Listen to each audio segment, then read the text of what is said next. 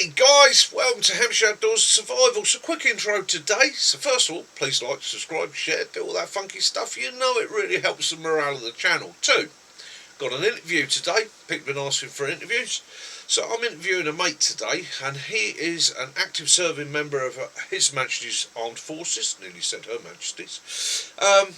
But again, his face is not going to be shown on this on the camera, and his name's not going to be disclosed. We refer to him as Tommy, and the reason we're doing that is manifold really. 1, he's got a private life. 2, he's an active member of Her Majesty's Armed Forces, so he'd like his face and his security to be kept clear. 3, he doesn't want his mates ribbing him. So, and as anybody that has served knows, any excuse to take a mickey out of a mate, you'll do it. Okay, so again, we're going to chat today about some of the whys, wherefores and thought processes when it comes to planning and having your adventure. So yeah, let's get on with it. Tommy, welcome. Right. Welcome to the channel, mate. So adventures, planning, ops, or even when it comes down to just getting up in the woods or going up on the moors. From a serving member, what's your thought processes? Where do you go? Well, the first place to start is the 7 Ps. Yeah. Prior preparation prevents piss poor performance. Yeah. Preparation is the biggest part of any, whether it be battle or going on a trip. Yeah. If you can't prep, you can't operate. Yeah. What I'm about to discuss with yourself, this is aimed at all levels, from cadets to serving military forces to any civilians or veterans that might want to recap. Yeah. It's like, by no standards am I an expert. I'm literally just giving the information which I've been given through my training, yeah, and some of my personal opinions. Yeah. The biggest thing about this is these are my personal opinions. Yeah. Someone else might think of something different. Yeah, they've got to adapt to themselves. Exactly. Yeah. So they've got their own way of doing it, and that's not a problem. Yeah. You do you. Yeah. Like, don't ever let anyone, like, you'll get people on the internet and stuff like that, they'll try and tell them, no, this is the way you should do it. No. You can take bits of information but make it your own. Yeah. Because your kit will reflect you as a person. Yeah. I just don't like it when people tell me, like, that's the way. Coming from a military, like, coming from military, like, I don't like that person telling me what to do. Yeah. Not the point. Yeah, but again, it's that whole thing is that everybody's different, everybody's built different. Exactly. You look at me and you, right, so we've got very similar skill sets, we've got very similar mindsets. We can both go up and do Snowdon, not a problem. We'd do a weekend on Snowdon, we'd thoroughly enjoy it. The way I'm packing my kit and what I'm carrying is reminiscent of, to me. Yeah, it's very different to yourself, and it's also down to things like physicality. Yeah. Okay, well, I'm an older guy now, I'm nearly 60 years old, I'm carrying injuries, so I've got to adapt my kit for my ability, whereas you adapt your kit for your ability. Exactly. And it's also experience. You're experienced in modern kit, modern equipment, okay? A lot of the new kit that's out, I haven't had a chance to see, play with and all the rest of it. I'm constantly looking. So again, yeah, it's adapt. It's always a learning curve. Always. It's like I'm learning new things. It's like I've learned many things from yourself as well, as vice versa. Yeah. But yes, 7 Ps. Make sure you're prepared. Yeah. So where do you start with when you're planning? What's your first schools of thoughts? My first place, which I would personally start, is the way I'd be distributing my kit, yeah, or what I've got inside, like whether it be Bergen or Daysack. Yeah. So the way I break it down is I've got my warm kit, I've got my wet kit, I've got my medical kit. Yeah. That is the biggest one which you'll ever need, because hopefully you'll never need to use it. Yeah, but when you do. But when you do, you need. Yeah. Yeah. I'll also have a bit of food in there as well. I'll have my other things like my gloves, head torch and stuff like that. Yeah. Hopefully, if you're out in say the woods and you're going on a long hike, hopefully you're going to be back before dark. If you're not, you're going to. Yeah, it's that simple camp habit, yourself, isn't it? Yeah. You want to be setting up your shelter. You want to be setting up your camp wherever in daylight. Get it organised. Even in the military, it's the same thing. You know, exactly, you whether it's an exercise or ops, it's try and get everything set up in daylight, get it organised, Yeah. you're not losing kit, you know where everything is, you're ready to go, then you can start the wind down, then you can start the, you know, if it's an operation or an exercise, you can just start looking out at your lines, your sight lines, but you're not sitting there going, where did I put that? You know, it's again nature of the beast. You're setting up in somewhere you don't know. You've not been there before unless you use it regularly. Put something down, walk away, gets dark. What is that? You know, it's screwed. Get set up in light, but have your kit laid out so that if an eventuality comes, you're having to tab on. Yeah.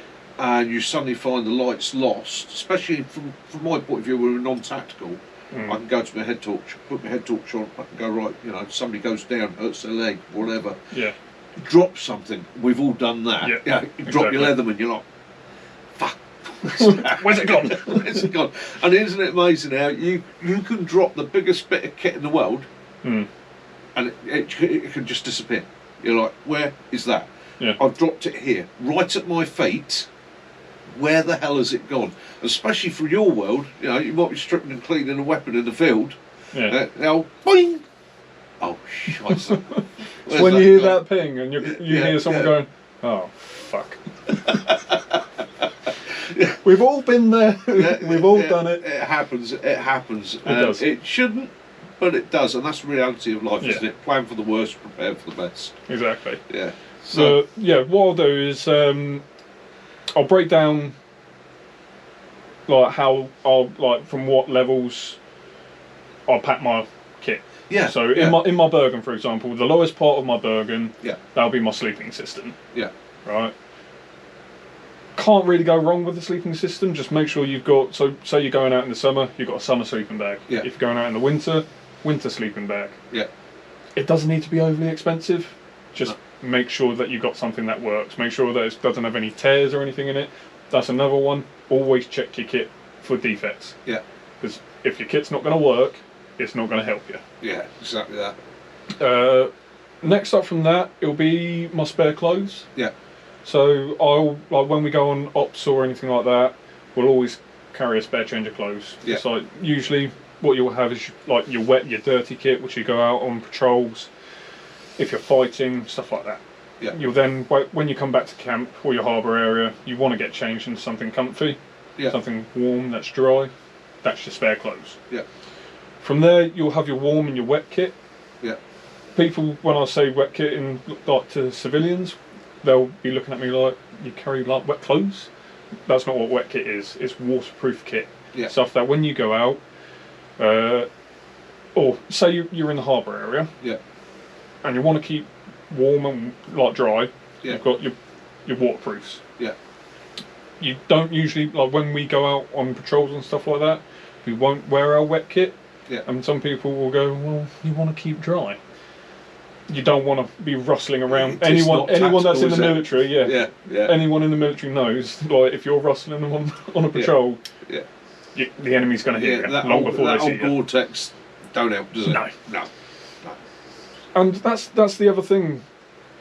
When you go out on a patrol and you get wet, you've always got a spare change of clothes. Yeah. To get back to your kit. Exactly. Get changed. Do your wet and dry drills. That's a morale thing as well, isn't it? I mean, massively. I mean, one of the things we used to do, and I don't know if you guys still do it, I used to go and get myself a set of mechanics overalls, right? Mm. And in the old days, the mechanics overalls, they were made out of more cottony material than nylon. And the knack was to wash it, literally 100 washes, and then to treat it with Lenore, things like that. And what it did, it created a very fine pile on it, but it made it super soft, really super soft. And that was my sleep system. That was literally, I climbed into my bag, and it became an old friend. You would climb into it, you're like, oh, that's funny, buddy. Kept you warm. If you had to stand to, you were fully enclosed kit. You know, it was almost like a onesie, really, at the end of the day. But created the first onesie, mate. But created the first. I invented the tactical onesie. But again, it was about comfort. It was about being in that position where, when you want to rest, you've got to be comfortable. You've got to get yourself as comfortable as you can, right? And small things work a big way. You know, if you can get rest, makes you more productive, more efficient. Yeah. So yeah. I remember watching a video of a lady that was dissing on the army because, like, in our ration packs we now get like small packets of like chocolate or not the chocolate. Haribo. The Haribos. Yeah, I remember I watched that one with you. Yeah, it's like, people don't realise that when you're out there for two weeks or longer, like just those small things make a big difference. It's a little thing. And the thing is, that same bloke, right, and I won't mention his name, that same bloke who loves to say about how old school soldiers were better than new school soldiers, forgets one thing. In our day, right, we did get those sweets. We did get, I can remember tubes of refreshers, I can remember tubes of fruit polos, I can remember bars of chocolate. Now your generation today is a lot more health conscious, right? Now, yeah, we all like a bit of chocolate, but do you want chocolate in your ration pack? Or do you want something that's going to give you a better balance of food? Well, you want a better balance of food. You're operational. We've learnt that lesson in Afghanistan and that, where guys were literally hours, days, weeks, months on that kit, right? And yes, it's nice to have a bar of chocolate occasionally, but you don't want two blocks of Yorkie a day. No. It's not doing you any good. It's a morale thing. And at the end of the day, anything that gives you that little pick-up and that familiarity with home, with comfort, works. So the guy that dissed it, if you want, it's a generational thing, mate. You stick to your chocolate. But at the end of the day, the guys out there today have a bit of respect. If they like Haribo, they like Haribo. That's my rant over. Well, it was like we all have them. Yeah, we were both horrified by it at the end of the day because it was quite disrespectful. And yeah, happens. I might edit that bit out. Going on to warm kit. So warm kit is, again, it's a massive morale thing. Yeah. It's like when there's a saying in the army, and it is true. It's like it's easier to warm up than it is to cool down. Yeah. So I've had it to me where I went out on. I was actually on a course, and it was at this point it was the hottest day of the year. Yeah. And I had a heat injury from it because I didn't pack correctly. Yeah. And it was a massive learning curve for myself. Yeah. And you have, like, when you go out, your body burns energy. Yeah.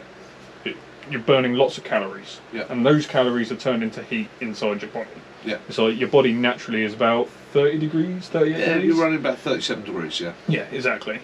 When you go beyond that, when you're burning energy, your body heats up more internally. Yeah. And even a change of degrees by 2-3 degrees can have massive health impacts on your body, which is what happened to myself. Make sure you're packing for the occasion with the temperature. Yeah. Yeah. Especially with warm kit, because there's different types of warm kit. If you're going to like the Arctic, you need heavy warm kit. Yeah. It's like the thicker the warm kit is, the more heat that's going to be trapped inside. Yeah. Exactly. Whereas most of the warm kit which we have for UK weather, it's more tailored towards being able to quickly strip it off, but at the same time when you layer get back system in, it's getting back to the old-fashioned layer system, modular systems, where you can like fleece on because it's getting a bit cool this evening. You know, if it gets colder still, you can put something on over that, like a Gore-Tex, keep the wind out, and so on. And then tomorrow morning you're going to get a bit more active, so the fleece can come off. You can drop down to a shirt. More active still, take the shirt off. You can drop down to the t-shirt. Exactly. You know, you've got to be able to regulate that body heat. And again, when I'm teaching survival skills, one of the things we always go through the rule of three. Okay, so you 3 hours, 3 minutes no oxygen, 3 hours with no shelter, and shelter starts with clothing. Exactly. You know, people always think shelter. Oh, I've got to build somewhere. It starts with your clothing. It starts with your boots. It starts with your trousers. It starts with your layers, and how that's going to protect you. Again, not just. And this is one of the other things that we hit all the time in the survival world. Yeah, I've got warm kit. I've got warm kit. I've got warm kit. You've also got to think about keeping cool. It's about regulating. Exactly. The talk the Sunday talk I had with the scouts there, 12 degrees. fairly breezy. Turned around to them and said, would you get hypothermia today? Every single one of them said no. I said, okay, so your body runs at 37 degrees. It's 12 degrees.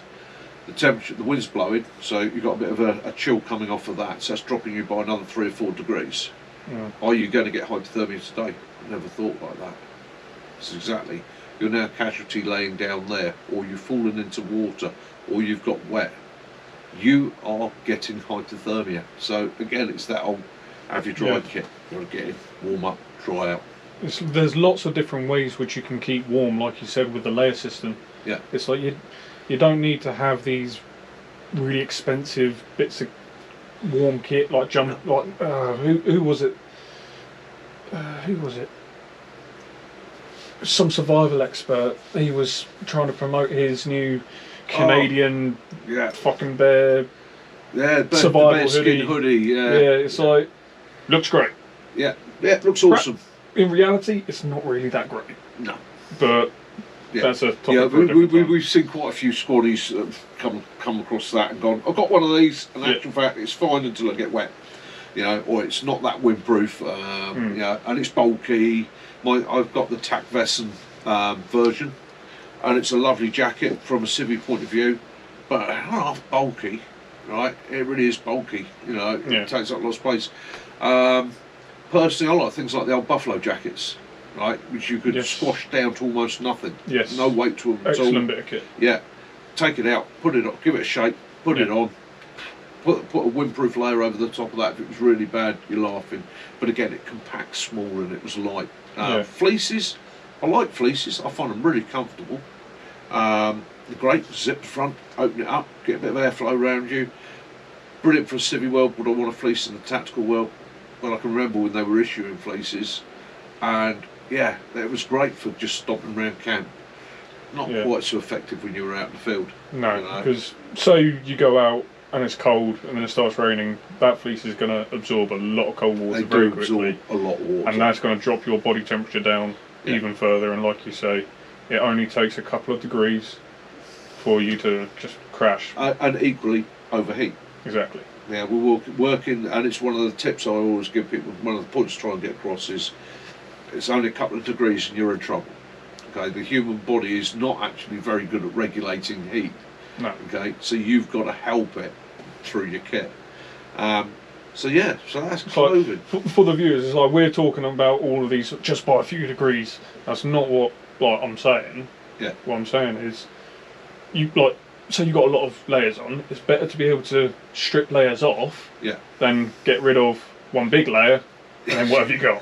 Well, let's face it, it's the old thing, isn't it? You take that big layer off, you're now freezing your tits off. You're going from one extreme to another. Being multi-light layers, you can adjust it perfectly. You can fine-tune it.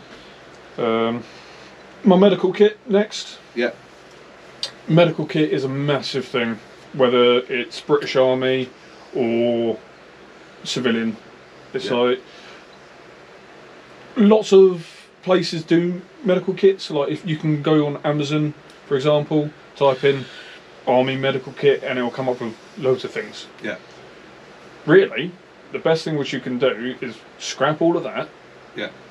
And actually look at what people like. Go search on YouTube and stuff like that and see what people actually do for a tailored medical kit. For myself, for example, my medical kit consists of blister plasters, normal plasters, a couple of band-aids. We've got different types of bandages, but I'll still take a few standard bandages with me. Slings. So ones that fold into triangles.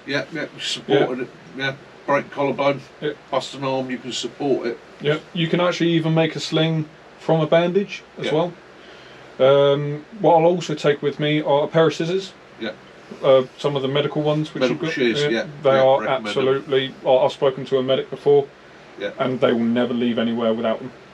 Like if they don't have it in the back of the ambulance, even if they're rushing out somewhere, he said to me, it's like if I'm going to have to make do, and it's a golden hour or T1, he's just going to go and he's going to sort it out on the way.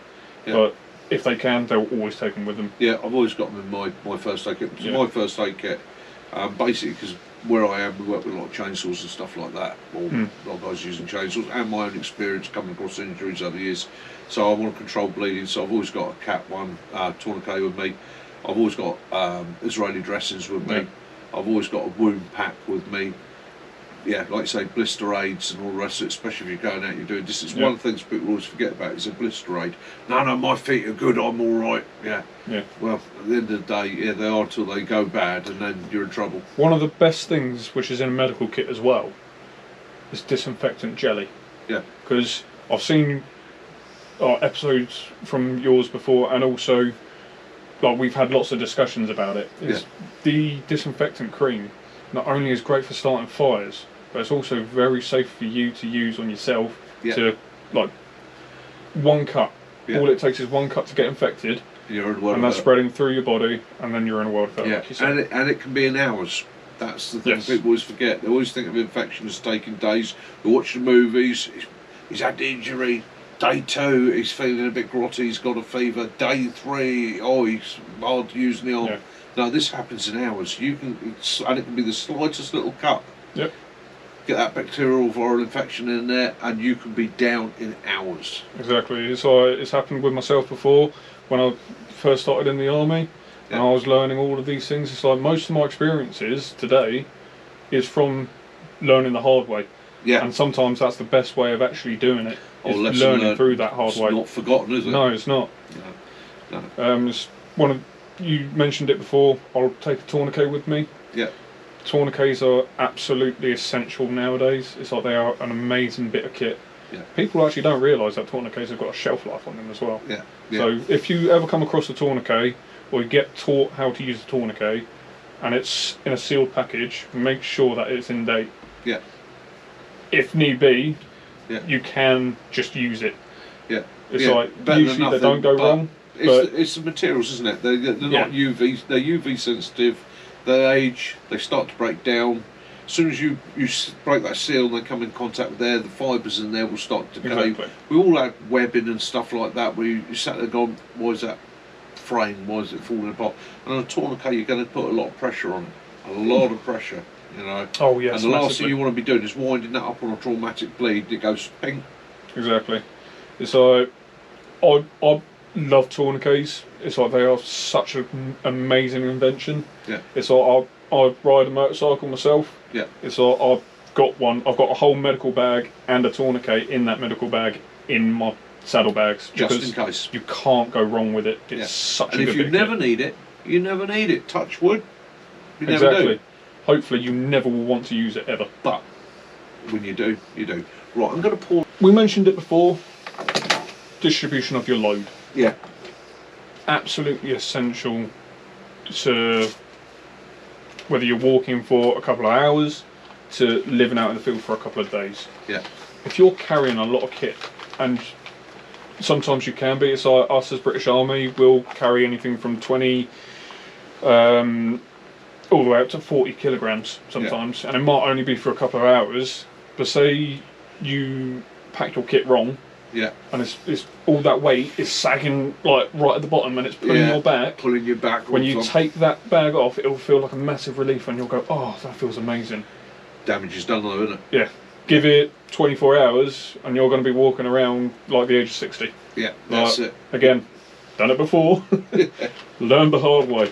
It's that old thing, crash out, grab everything you can and run, and you sit there in a flap of panic, especially as a youngster, and you start just fucking lobbing it into your burger, fucking grabbing it, and you've got armfuls of kit and you're crashing out, and you're like, 2 days later, you're crippled. And then you look round at the old lads, and you're like, why is he not in pain? And that's because, as you learn, if you're lucky, one takes you to one side and says, son, look, did you notice my kit was permanently packed? I take out what I need, I put back what I don't need.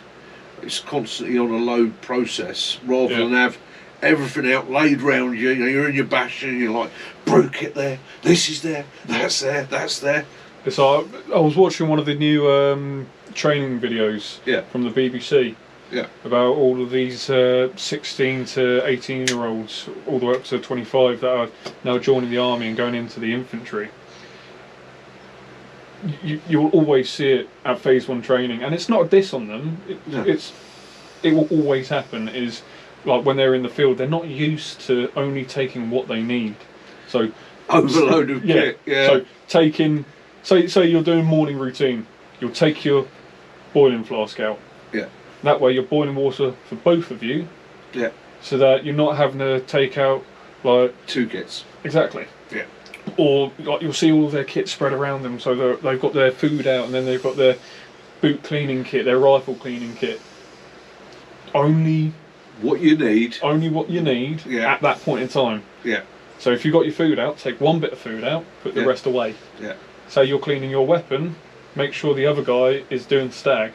Yeah. And when I say stag, I mean he's watching out for the enemy while you're sorting yourself out, and then you swap over. Buddy. Exactly, the buddy system. Yeah. I was about to say that. Took it away from me. Oh, I stole it. Some things don't change though. No, they don't. Yeah. Moving on from that, next bit of kit which I'll always have with me is a map and compass. Yeah. Yeah, so I have a map and compass. It's an essential bit of kit now. Yeah, it really is. It's like, even in a civilian world, it's like you'll see people nowadays buy like these things where it's got GPS, it'll give you grid coordinates, it'll give you the temperature. That was the old military issue GPS, the old GPS 12. Don't get me wrong, great bits of kit. Superb, till it goes wrong. Exactly. It's until it goes wrong. Yeah. Mobile phones the same thing, isn't it? What 3 words and everything is fantastic, don't get me wrong. From a survivalist point of view, and somebody that does a lot of stuff outside, brilliant kit, absolutely essential. Have it with you, make sure it works, make sure it's charged and all the rest of it. But there's always that moment where you've lost your kit, somebody stands on your phones, you drop your phone, or it just loses signal. You've got to have a reserve, and for the sake of a map folded in the back of your bag and a silver compass. Yeah. It's one of those main things is like when technology goes down, you have to rely on the old skills. It's why a lot of teams, you'll see them now. It's like, I'm very young myself. Yeah. But it's like seeing, like, yes, before I joined the army, I was in the cadets, so I already learned these map skills and these skills which are very useful nowadays. Even if we don't rely on survival anymore, you still need those skills, because say you take. It's like you see it nowadays. Like a mother took her 6-year-old's phone away from him, and he destroyed her house. Yeah. Like, what's he going to do if all of the internet goes down? Yeah, exactly that. Like, exactly that. You've got to learn to do without. I remember. It's like you'll probably remember this as well. It's like in my mum's car back in like 2002, and even back then I still they still had it in their car until like 2010. Always had one of those maps, the British maps. The road atlas. Yes, that's it. Yeah. It's like I still remember it because I used to hit my sister with it when she was being a pain. Just lob it at her. give her a whack with it. Yeah, again, it's simple technologies, isn't it? Exactly. Go back to have the basics. It's great having the kit. I mean, I use my phone all the time when I'm out and about, and it's brilliant. One of the things I can do with a map that I can't, in actual fact, that new bag that I picked up the other day, I think. Just a reference. Yeah, okay. New bag I picked up the other day because I do local stuff. Yeah. Local map in a map case, and I believe in the front of that there is probably. No, I think I took it out because I was looking at something else. Great. It's a compass. Yeah. Silver compass. I actually took it out and hung it up. So put it on one side so I know where it is all the time. But again, even without a compass, having a local map, I can take a ground reading and work to that. I can also sit there and go, hang on, that road's blocked. Hang on, was there an alternative route? You know. Biggest thing about a map as well is they're always changing. Yeah. It's a great tip for people. When you buy a map, make sure it's in date. Yeah. Because even though, like we've done it being military. Yeah. It's like they'll take your compass away from you and say to you, right, go off. Yeah. Like in that direction. Yeah. And your bearing, you can be off by 5 degrees. Translate 5 degrees from that point. 2 miles down the road. Exactly, 2 miles down the road. That 5 degrees then becomes 25 miles. Yeah. You can be off by a great distance. Well, that was the other thing with navigation, was that we were always taught, especially when you're working on a map, bear off. Exactly. Yeah. I mean, I always used to bear off to the left-hand side. Okay, so I take my bearing, I would always look slightly to the left, and if I'm looking for a linear object like a road or a river or whatever, I hit it, I know I've got to turn right. Exactly. It's that simple, and it is such a simple technique, but you know when you get there, you go, right, this is the road I'm looking for, I know I've got to turn right, rather than going on a direct bearing, getting to the road and going, what's that fucking bridge, is it left or is it right? But that's the thing is, say you're going off a bearing off a road, like, and you come to where you think that road is, you could be standing where that road is, or where it was, but because it's been taken out and your map's out of date, you could be thinking you're in completely the wrong place. Or, as I've had, doing some navigation years ago, they'd built a new estate. Yeah. And I'm going by my map, and all of a sudden I'm walking into houses, and I'm like, hey? And then I'd sit down, look at my map, so it's not the map. Yeah. Where the hell am I? Luckily enough, the thing that saved me there was on my map, and bear in mind it's a military map, it showed power lines. And I sit there and I started analysing the map, and I'm looking at it and I'm trying to look for hills, features, so on, old buildings like churches and stuff like that, they're going to be on the map, so I cross-reference it. And in the end it comes, oh, hang on, there's a power line there. And I can just see the power line over there, and I can see the linear direction of the power line. Yeah. These are all new buildings. How old's this bloody map? 5 years out of date. Exactly. They built a housing estate there. Now, if I didn't have the ability and and you don't get it on the civvy maps to see that power line, yeah, I'd have been stuffed, because I was convinced at one point I've gone completely wrong, and there was a village nearby on the map, and I'm like, I've walked into there. Yeah. I've gone off somehow and ended up in a village. So again, it's know your maps, make sure it's in date, know your features, have the compass, and if I'd been confident enough to go on the compass bearing, or to know that my compass bearing was exact, I'd have been okay. Yeah. But again, it was adapt. Yeah. But that word in itself, adapt, adapts your kit to yourself, which is what I said at the start of the episode. Yeah, make it fit. One of the things which I say talk about adapt is, when adapting your kit to yourself, is when you distribute your load, make sure that your kit is easy to identify. Yes. So packing my wet kit, it'll be in a brightly coloured bag, for example. Yeah. Not something you want in the military, but it's like, this is an example. Yeah. It's like, whereas my wet kit will then be in, say, a dark green bag. Yeah. My sleeping system, it's in its own waterproof bag anyway. Yeah. So it's like, that's fine. I know what that is. Yeah, but you can go to your bag and know straight away, I need this, there it is. Yeah. It could be in the dead of night, I can't see anything, I'm in a wood block, absolutely completely dark, I don't have any night vision. Yeah. It's like, I know where my kit is because I've packed it so many times in that way, that I know, okay, facing my bag, my wet kit's to the left, my warm kit's to the right, spare clothes, sleeping bag. Yeah. Can't go wrong. Because let's face it, when it's hoofing down and you're trying to set up your basher, right, get yourself organised, and you want your wet kit out, the last thing you want to do is expose your dry kit to that moisture, because your dry kit is now ruined. Get your wet kit on, get yourself reasonably comfortable, get your basher set up, do all your admin, do what you got to do.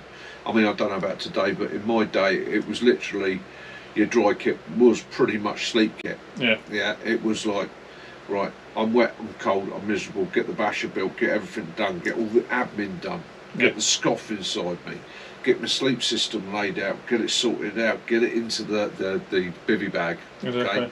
And then last thing, on with some dry kit, nice warm dry socks, in. And a tip there I give to people, and I've said it before on the channel and I'll say it again, okay? Cook systems. That last thing I always, and it was a great tip I was given, and it's stayed by me ever since, was I've always got a secondary water bottle. Doesn't matter the make, design or whatever. And that one, I'll do it the same as well. That one, last thing, last brew. And it's the old military hot chocolate, last brew, num num num num num. Right, extra water, right, water into that bottle, screw the top on, chuck it in the bottom of the sleeping bag. Just start warming that sleeping bag up 10-15 minutes before you get into it. makes such a world of difference. Yeah. You know, you get in there and you're saying like, oh, that's good, that feels good, the muscles relax. Again, it's about that morale.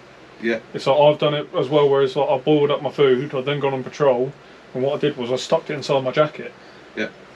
It kept me warm. I didn't have to have warm kit on. Yeah, yeah, and it's that comfortable warmth Exactly. as well. The It's other like, thing is, just make sure that like you don't get shot at, because well, you jump on the ground, that's all going inside you. well, the other one for me was that same bottle that I put warm water in was my pee bottle. Right? Now that I don't know today what guys do, but I had this simple rule: I don't want to get out of a sleeping bag. I do not want to get out of a sleeping bag. So I used to have a wide neck bottle with a good seal on it, and it was a minging bottle, black taped. Yeah. Right, and that minging bottle was my pee bottle. Now I'd put hot water in that, I'd only sort of half fill it, throw it in the bottom of the sleeping bag, warm to my sleeping bag, lovely. You're now at 2 o'clock in the morning, 3 o'clock in the morning, okay, you're in a nice warm sleeping bag, freezing cold outside, you want to pee, right? So at the end of the day, you take the bottle, you reach outside your basher, you take that warm water away if you have to, because now it's gone cold anyhow. You have a wriggle around, you adapt, you get into a position that you can, and I'm sorry for the ladies that aren't going to be able to do this, but then you fill the bottle, right? Do the bottle back up. Now, that bottle is now at 37 degrees, chuck it back to your feet if they're a bit chilly. I can guarantee you I don't think anyone does that anymore, no. Especially in the military, but, but it's not a bad idea. It is. Even though it might be disgusting. It is disgusting. To some people. Not something we want to talk about, but at the end of the day, getting out of that cold sleeping bag in the early hours of the morning, dropping your body temperature, especially if it's a very difficult situation, it's awful, right? Yeah. The average person wakes up once in the night, needs to pee, okay, you get up, you get out to the cold, and we've all done this, you get up, you go, oh God, I've got to go sort my admin out. Go sort your admin out. By the time you come back, bing, you're like, oh, I ain't going back to kit now. Yeah. You know, unless you've really been on a heavy exercise, in which case you'll be standing there having a pee asleep. Yeah. And I think today, to my day, it was all shovel recce's. These days, it's all portaloos. You know, there is. We do still go back to the old basics of you have to shovel. Yeah. It's like, but because of the way UK training areas are going now, it's like because of all of these health and safety, like these trees which are like protecting and stuff like that. And there's nothing wrong with that. I mean, you and I will both agree, service training, military training, but at the end of the day, some of the environments we've got as training areas are quite sensitive, and because they've been training areas for years and years and years, they've been protected. And some of these are the last, what I call proper wildernesses we've got in the UK. Yeah. Okay? And some of those environments are, take Salisbury Plain, you know, people look at Salisbury Plain and go, oh, it's just a big plain. Oh no. But it's such a sensitive environment, and if it wasn't for the military, it'd be gone. Yes. Okay? All that environmental protection that's gone on there, and you and I both had it on exercises. Guys, can't go into that area up there because the ground nesting, whatever, is in season. Yeah. So we're not using that area, we're using this area. And to be honest, it doesn't affect the military, because they go, all right, we use that. And the other thing, it's better for training, because they go, oh God, we've got to adapt now. We'd like to use that hill, we're going to use that hill. Do you remember the picture I sent you this year? It's like outside of our armoury, which we were at that time. Yeah. What were they, swallowtails? Yeah. It's like we couldn't move, we couldn't touch our nest. Yeah, couldn't touch our nest because of the swallows they were nesting. Yeah. And it's like we literally, like every single day when we were going in there, we'd look up and say hello. It's like there were about 5 of them looking down at us like, you peasants. Simple pleasure though. Exactly. Made you smile. And that's the other thing is people forget, especially in the civvy world. Yeah, you're squaddies. Yeah, you're roughy tufty squaddies and all that, but you still enjoy your life and you still enjoy what you see. Yeah. And you still enjoy the environment. So there is a gratitude to the military for what they've saved over the years, because we'd have lost it. If you look at places that are mostly civilian areas, not used by the military, people, and I walk a dog myself, people always walking their dogs there, that affects the wildlife. The kids go and play there, that affects the wildlife. Yeah. Trees and that have to be mown, things get taken out and the rest of it, and it becomes a bit more sterile. Whereas with the military ground, where they go, right, we want a natural environment, leave it alone. Yeah. And some areas don't even get used for months and months and months and months on end.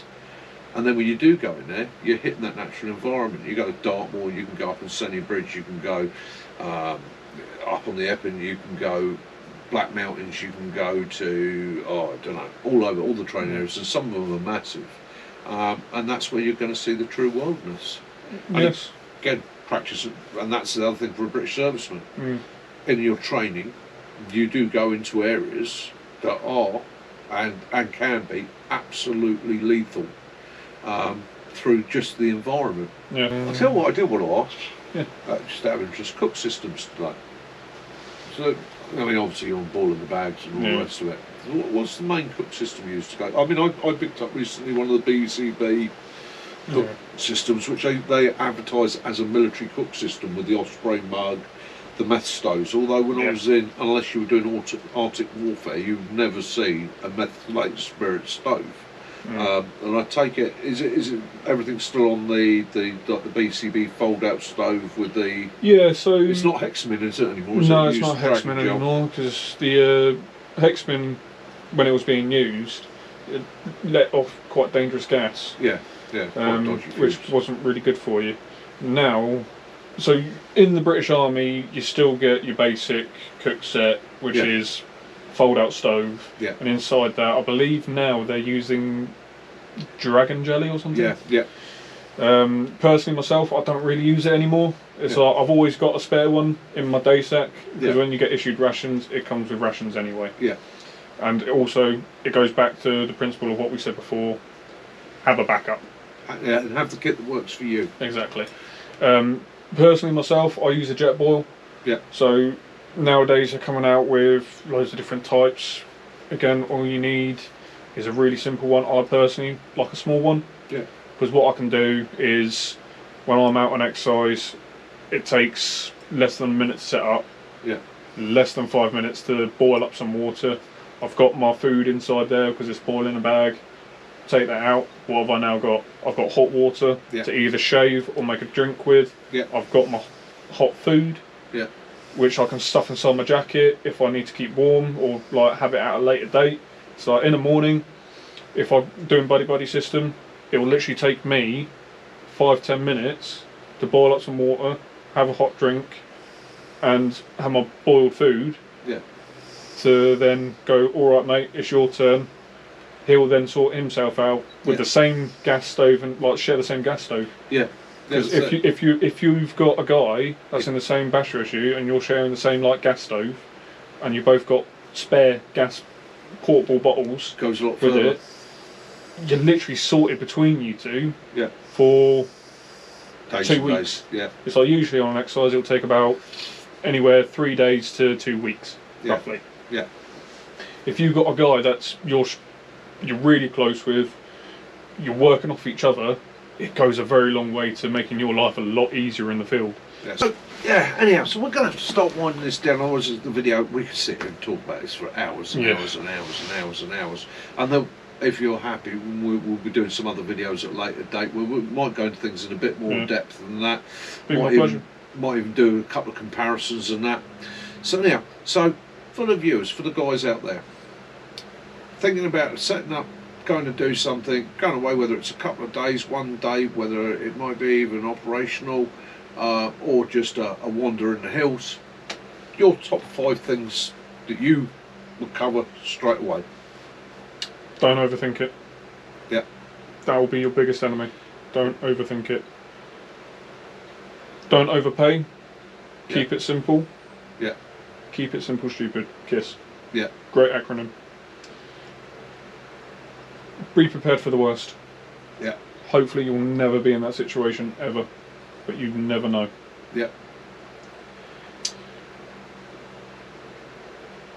Be prepared. So keep your kit as, tailor your kit to you. Be prepared for any eventuality, whatever it might be. Whether it be wet, warm, it could be cold, it could be blazing hot, it could be for 12 hours, it could be for 2. Be prepared for what you're doing. And last one's have fun. Have fun, have a good time. It's like, you're doing it because you want to do it because it's fun. exactly. And this is a great point there. This is one of the things people get so caught up on trying to do a goal that they lose the fun of it. Exactly. I've got to walk to the top of Snowdon. No, you haven't. You walk to the top of Snowdon any time in your life. Set off, have your adventure. If the conditions change, you look at it, assess it, too dodgy, come off. There's always going to be another day. Okay? What it does leave you was an excellent story that you can tell your buddies about how the weather conditions got to the point that you used your common sense and your intelligence to pull yourself off. We'll come back and do it another day. Yeah. That really is the real survival thing. And people always talk about surviving situations. Survivors, really, really good survivors, the ones that know when to quit, are prepared for it when it goes wrong, and know when to make that decision, end X, bin it. Exactly. Yeah, that is sometimes very, very hard to do, especially when you put a lot of planning in something and you've been building up to it for months, and you've spent a lot of money, and you've taken the time off work, and you've organised the transport and everything else, and you've finally managed to get together with your buddy to do it, and you're halfway up and the weather crashes in, or situation changes, or a bit of kit lets you down. You've got to make that hard decision. And the good guys are the ones that will. They know when to pull the cord. They know when to say end X. You know, you can always do it again. My tips, pretty much along lines with yours. Tailor your kit to you. Make it fit you. Make it comfortable. Make it something that you can use. Don't do it to please someone else. Don't do it to please someone else. And don't panic if you can't afford the top piece of kit. There's always an equal piece of kit. And as we said before, for people starting out on a budget, Army surplus is a great way to go. Yes. It's rugged kit. Okay, it's rugged kit. It's designed to cover the test of time. Military boots. Okay, and here's a great one for you. Military boots. In my day, were really, really poor quality. Nowadays, they're quite good quality. They're top-end manufacturers. They're good boots. But make sure you get the ones to fit you. If you're buying second-hand Army surplus boots or new boots, make sure they fit. If they don't, you're going to be in a world of hurt. One thing about military boots is, as well, is when people look online, and I've had this before with guys in the military, they're going, a pair of Accus, they cost like 150 to 200 quid, so I'm not paying that sort of money. Well, that's like the cheapest. It's like, if you're looking for really high quality, like people, like civilians as well, they whack military equivalent or like highly tactical. Most of the time that's a load of bollocks. It's like, it's not tactical at all, it's not military grade or standard. No. Right? But for anyone that's looking for like military boots, you're going to be paying that sort of money, so be prepared for that. If you're not looking for that, you will find something equivalent of a military style boot. Or go to somewhere like Go Outdoors and get a good pair of walking boots and think to yourself, if you're not walking the Highland way, do you need to spend 500 quid on a pair of walking boots? Exactly. No, not really. Okay, I'd rather spend the money and buy something I'm comfortable in, which is the priority, that my feet are good in, take care of my feet, give my ankles a bit of support that will get me by. Okay, so at the end of the day, don't feel you have to spend an absolute fortune. And as I said to you before, I was on a job, and we were on Dartmoor, and we get to the point where we got across quite a peat boggy area, and it was quite a large area, and the option is 3k across, right, going to get wet feet, or 10k round.